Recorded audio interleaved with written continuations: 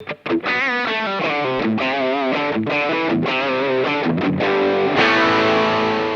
also have an amazing new instrument out this year with Schecter. I don't know, I saw it around. Oh, there it is. Oh my gosh. And in the most beautiful color ever. Yeah, let me grab it. I'm drooling over this color right now. Well, this is the, actually when we first met, I would have had the first model, the silver one. Exactly. The first guy. Yes. Which was a little bit more simplified, a little bit more stripped down. And then it just kind of evolved into what we have here today. This is the 2019 version. Introduced at the NAMM show this year. Yeah, introduced at the NAMM show, and it's basically, in a lot of ways, it's kind of just keeping with the tradition of the previous two, the green one and the white one we did. But it's got new pickups, which I was surprised you knew about the Formvar stuff. Of course I did. That's very cool. I'm a guitar nerd. You're the nerd. Yeah, you are exactly. a nerd. No, I'm just kidding. You're the guitar nerd. And it has a nitro finish now where you can see, if you look, all the checking. Yes. We'll get some beauty shots of that a little later on. That's amazing. Some Instagram model shots of it. Posing on maybe the cliff or doing a selfie in a well-lit bedroom. You should have brought it with you at the Acropolis earlier today. Oh, you missed the opportunity. That would have been pretty funny, just up there like, with the city behind me. Maybe next time. Maybe in June when I'm back, but I don't think I'm going to be here. And then, yeah, it's great. It's got a Wenge neck, ebony. Actually, that's one thing people always ask. What is the neck? Is it rosewood? It's not rosewood. Ebony. It's not rosewood. It's a ebony fingerboard and a Wenge neck. And if you feel it, I don't know if you've checked it out, but you can see the grain. It's that's very amazing. Very open pour. Yes. Very very natural feeling. Very natural feeling. That was my signature logo burned in the back, so you can't get away from me, even if you wanted to. And very natural sounding. Yeah. And I was checking out your guitar this year at the NAMM show, and your pickups are lower output pickups, Lower right? output this time. Because you want to be able to hit it harder. Yeah, I wanted something a little bit more, dare I say, and it's cliched as heck to say this, but something more vintage, something more retro, but played with,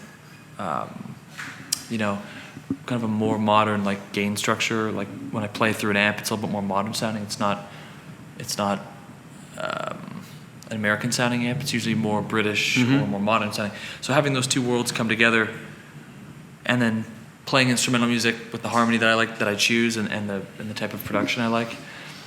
It's a pretty, at this point, it's a pretty Nick Johnston combination now, I guess. Yeah. After doing 5 albums, new album out on Friday, April 19th, actually. And this was used on that, and it's well, if you look, I have a gig bag right. Well, it's buried over there. But this is how I travel. I don't bring multiple guitars with me. I don't worry about breaking strings. I don't worry about intonation issues. And if I ever had to, I have the truss rod at the base of the neck now. Yes. It's very accessible for you to Very adjust accessible, it. yeah. And the reason being because of all the climate change site. I live in Canada too, so it's really hot, humid, really cold and dry, and wood is confused by that. I don't really worry about that. This guitar is what you would call a workhorse, but it's also a very beautiful high-end instrument. It is. I'd like you to say a few things about the pickups, if you don't mind, because what you guys have done with the Formvar wiring, the Fender stock that they bought out. Yeah, we got all the remaining kind of. Yeah, how did this came about? I mean, was it your decision? Well, we wanted to. When I say we, it was myself and he was the head of the custom shop, a guy named John Cadesi. And he kind of was heading up all the projects for a long time. We had talked about doing another pickup because the last one I used in the first 3 guitars. Yes. It was great. But I was just, the spirit of change, let's try something new. And the music I was writing was changing, and it was less guitar-ish and more band-oriented, more orchestration and more composition. So I wanted something that maybe didn't get in the way of every other instrument as much. Especially when I play live, I like to have everything blended, so it sounds like everything's working together versus the guitar and then everything else behind. I want it all to be like a crowd working together. Right. So some of it's parts basically, right? They help you blend in the mix better, right? It's just yes, but it also helps with the dynamics. If I have the same volume but I pick a little softer, it's easy for me to artificially bring the volume down just by playing a little lighter, because there's so much headroom, there's so much more dynamic. dynamic range. They are lower output. Like you said, it's the Formvar Wiring, yeah. Yeah, the wiring. John basically was able to get his hands on the remaining stock, which is, when he told me that, I was like, who'd you have to kill to do that? Yeah. But him and being who he was and his connections and just what he knows, he's made guitars for everybody. He's made pickups for everybody. And they're using the specific wiring only for your signature pickup now? Yes. It's going just to the newest version, 2019 version.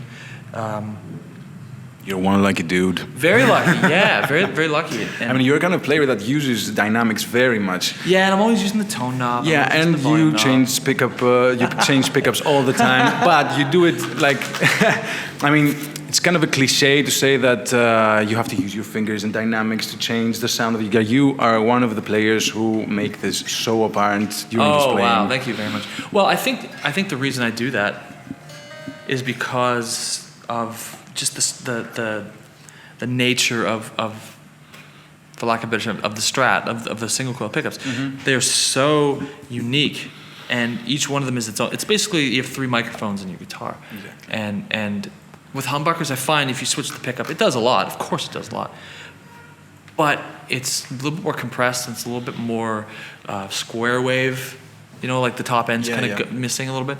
Whereas the single coil, especially these ones, it's a vowel sound. You change that pickup, and it literally, the envelope of that note, it sounds like a different pitch almost sometimes. Yep. So I use that, and also a lot of times I have to specifically end on an out of phase pickup to get rid of the 60 cycle hum. So you're really playing with the artifacts of 60 cycle hum, of out of phase, with the noise in the room, with the amount of treble in the back pickup. Sometimes I have to roll it back to sound more like the middle, but if it's on the middle and you roll it back, it sounds too warm. So you're always playing, you're thinking too in the moment, like, oh, I want that, and I want that. So you're playing with the instrument and the guts of the control of the instrument versus just hitting fingers.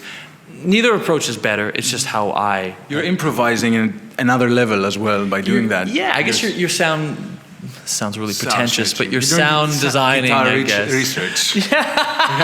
For the Nick Johnston era, I mean, Schecter have been around for ages, and they are a huge company and well-respected company, but many people had them. They had them related with heavier sound, more of myself included.